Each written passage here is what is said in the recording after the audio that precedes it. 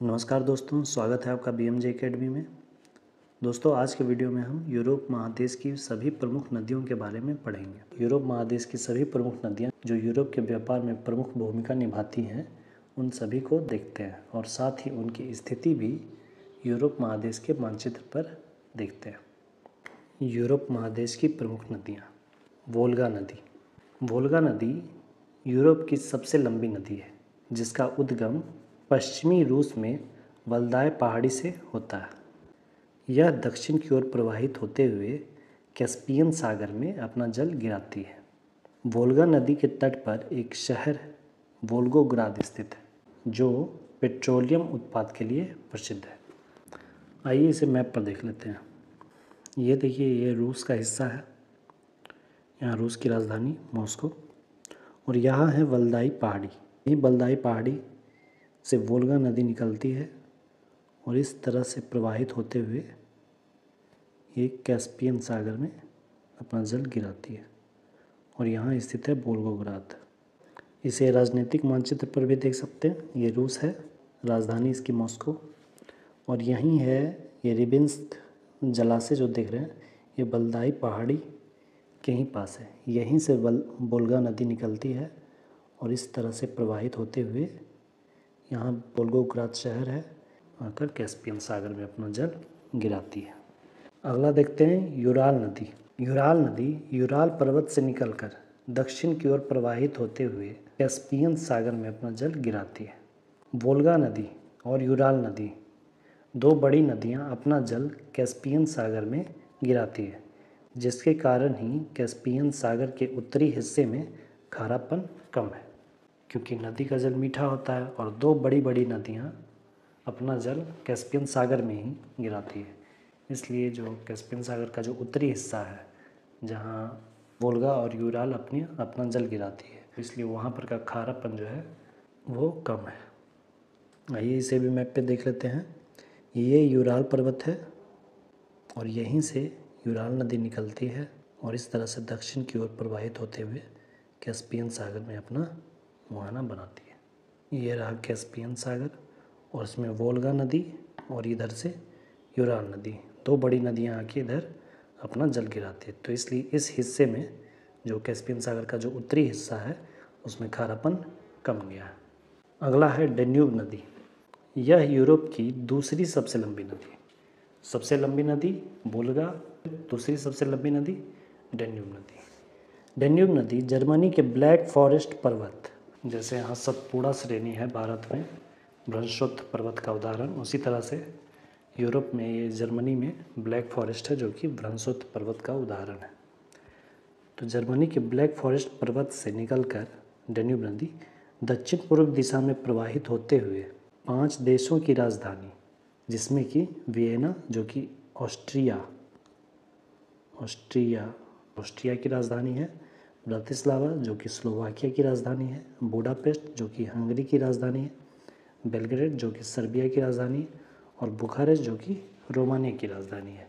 तो इन 5 देशों की राजधानियों से होते हुए अपना जल काला सागर में गिराती है। अब आइए इसे भी मैप पे देखते हैं। यहाँ है ब्लैक फॉरेस्ट, यहाँ से डेन्यूब नदी इस तरह से निकलती है और ये ऐसे वियना होते हुए फिर ब्रातिस्लावा, फिर बुडापेस्ट और फिर बेलग्रेड और फिर यहाँ बुखारेस्ट, यहाँ डेन्यूब अपना मुहाना बनाती है काला सागर में।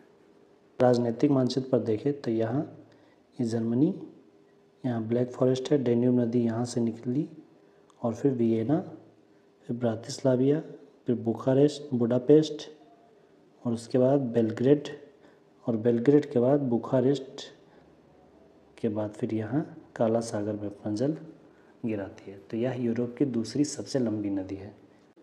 काला सागर में पश्चिमी रूस की डॉन नदी भी अपना जल गिराती है। अगला है राइन नदी। राइन नदी भी जर्मनी के ब्लैक फॉरेस्ट पर्वत से ही निकलकर नीदरलैंड होते हुए उत्तरी सागर में अपना जल गिराती है।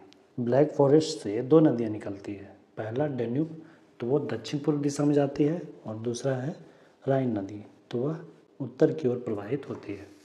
यहाँ देखिए ब्लैक फॉरेस्ट है जर्मनी में, यहीं से डेन्यूब नदी निकली इधर पूरब की ओर, और यहीं से राइन नदी निकलती है जो कि उत्तर की ओर प्रवाहित होते हुए रॉटरडैम बंदरगाह के आगे इधर उत्तर सागर, ये उत्तर सागर है, यहाँ अपना जल गिराती है। राइन नदी वासजस पर्वत और ब्लैक फॉरेस्ट पर्वत की भ्रंश घाटी में बहती है।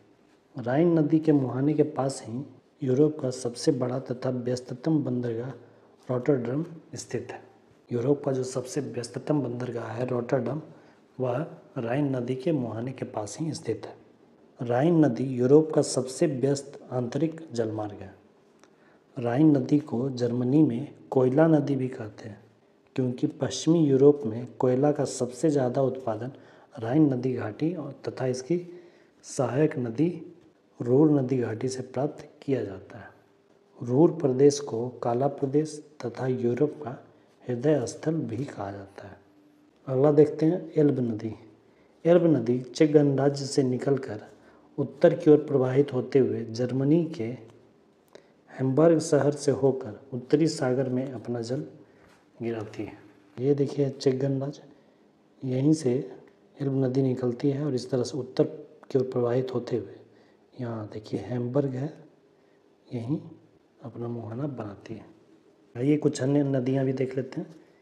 जर्मनी की राजधानी बर्लिन है और यह एक छोटी सी नदी स्प्री नदी के किनारे स्थित है, और उसके पूरब में एक और छोटी सी नदी है जिसका नाम है ऑर्डर नदी। फ्रांस की राजधानी पेरिस सीन नदी के किनारे स्थित है। यह इंग्लिश चैनल में अपना जल गिराती है। ये फ्रांस की राजधानी पेरिस, ये सीन नदी यहाँ है और ये मुहाना बनाती है इंग्लिश चैनल में। इटली में आल्पस पर्वत से पो नदी निकलती है और यह एड्रियाटिक सागर में अपना जल गिराती है। पो नदी घाटी के मैदान को लोम्बार्डी का मैदान भी कहते हैं, जो कि पूरे यूरोप में चावल के उत्पादन के लिए प्रसिद्ध है। इटली की राजधानी रोम टाइबर नदी के किनारे स्थित है। तो ये थे दोस्तों यूरोप महादेश के सभी प्रमुख नदियाँ। अगले वीडियोज़ में हम यूरोप के प्रमुख पर्वत श्रृंखला और पर्वत चोटियों के बारे में पढ़ेंगे। जय हिंद।